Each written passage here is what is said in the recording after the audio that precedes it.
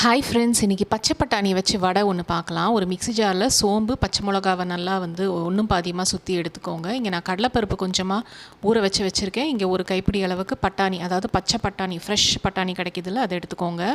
இப்போ கடலைப்பருப்பை கொஞ்சம் கொரப்பாக நம்ம மிக்ஸி ஜாரில் அரைச்சிட்டு, அதுக்கப்புறம் ஃப்ரெஷ்ஷாக இருக்கக்கூடிய ஒரு கைப்பிடி அளவுக்கு பட்டாணியை போட்டு ஒரு 2 தடவை பல்ஸ் மோடில் போட்டு எடுத்துக்கோங்க.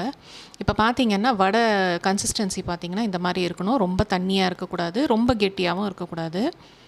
இப்போ இதுக்கு தேவையான வெங்காயத்தை நான் போட்டு ஃப்ரிட்ஜில் ஸ்டோர் பண்ணி வச்சுக்கிறேன். இது ஆக்சுவலி ஒரு 11 o'clock பண்ணிட்டேன். நான் 1 o'clock திருப்பியும் இது வெளியில் எடுத்துகிட்டு, வெங்காயம் கொஞ்சமாக என்கிட்ட வாழைப்பூ இருந்தது, அதையும் போட்டு உப்பையும் போட்டு நல்லா மிக்ஸ் பண்ணி எடுத்துக்கிட்டேன். இப்போ நான் இங்கே உருண்டை பிடிச்சி வச்சுக்கிட்டேன். ஸோ கடை நம்ம போட்டு எடுத்துடலாம்.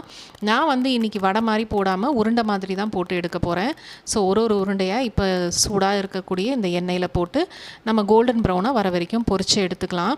இப்போ பட்டாணி சீசன் பார்த்திங்கன்னா முடிய போகுது. அதனால் சீக்கிரமாக இதே மாதிரி நீங்களும் ட்ரை பண்ணி பாருங்கள். கண்டிப்பாக கடலைப்பருப்பு போடணும். வெறும் பச்சை பட்டாணி போட்டிங்கன்னா அதில் வாட்டர் கண்டென்ட், அதாவது நீர் சத்து நிறைய ஜாஸ்தியாக இருக்கிறதுனால உங்களுக்கு தண்ணி, அதாவது எண்ணெய் நிறைய குடிக்கும். அதனால் கண்டிப்பாக கடலைப்பருப்பு அரை பங்கு எடுத்துக்கிட்டிங்கன்னா பட்டாணி அரை பங்கு போட்டுக்கோங்க, கரெக்டாக இருக்கும்.